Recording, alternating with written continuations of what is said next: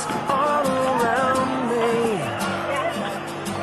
Everyone's obscure. Are you one who follows the crowd and is slowly being conformed to this world? Or are you going to be set apart and be the person who walks against the flow of people and lives a radical life for Christ? Or are we going to be lost in a sea of faces and pulled down a dark and lonely path with only the world as your dim and fading light?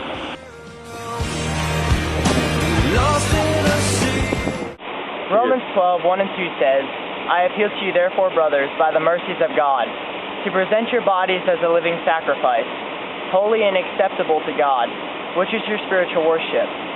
Do not be conformed to this world, but be transformed by the renewal of your mind, that by testing you may discern what is the will of God, what is good, what acceptable, and what is perfect. Have you ever been in a situation when you felt like you were just going along with the flow, when instead you could be doing your own individual walk?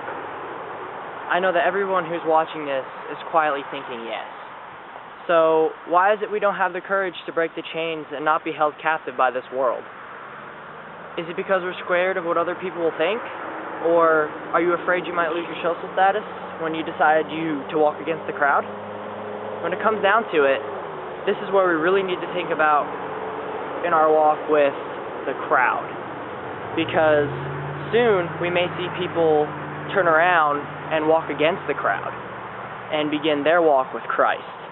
So, are we going to be conformed or transformed? This is up to you, but remember, Christ will always be there, so you'll never be alone.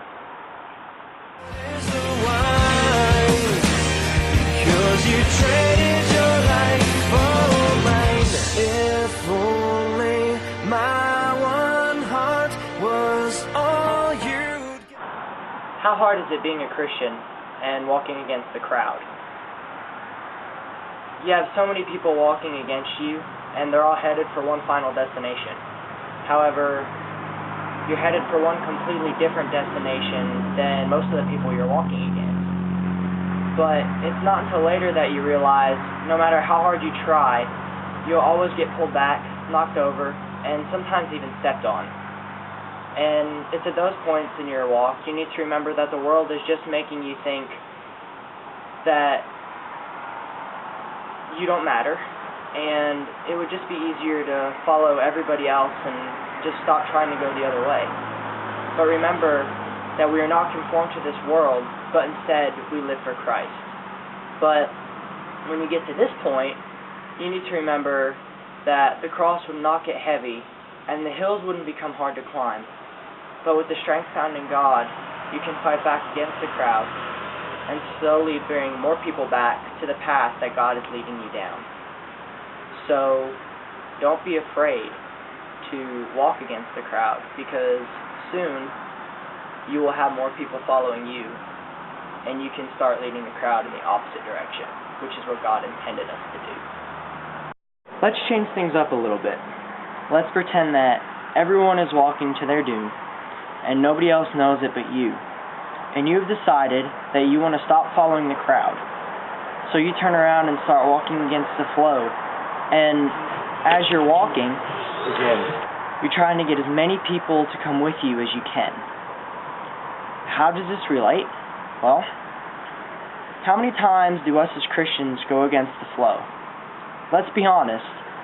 Not many of us want to go until we realize that we need to change, or we need to try to get back to God.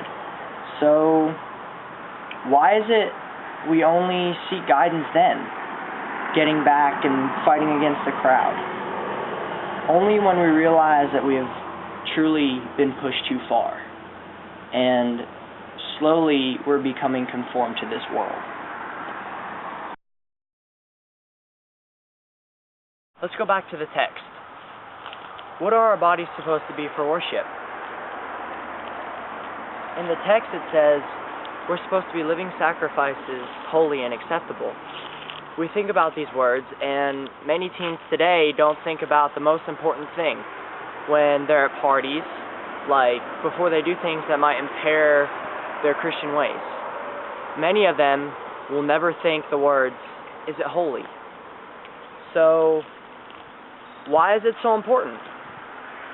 If we think, "Is it holy?" we will begin to make changes in our lives. Lost in this world.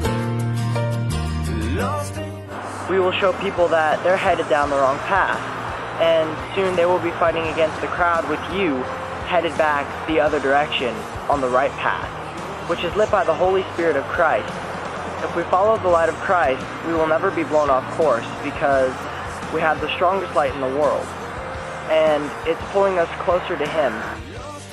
Living for Christ isn't always the easiest way to go about doing things, but when we sit back and truly think about how we're living, are we going to live a life for Christ? Or are we going to be stuck in a rut and lost in a sea of faces? One in a million faces.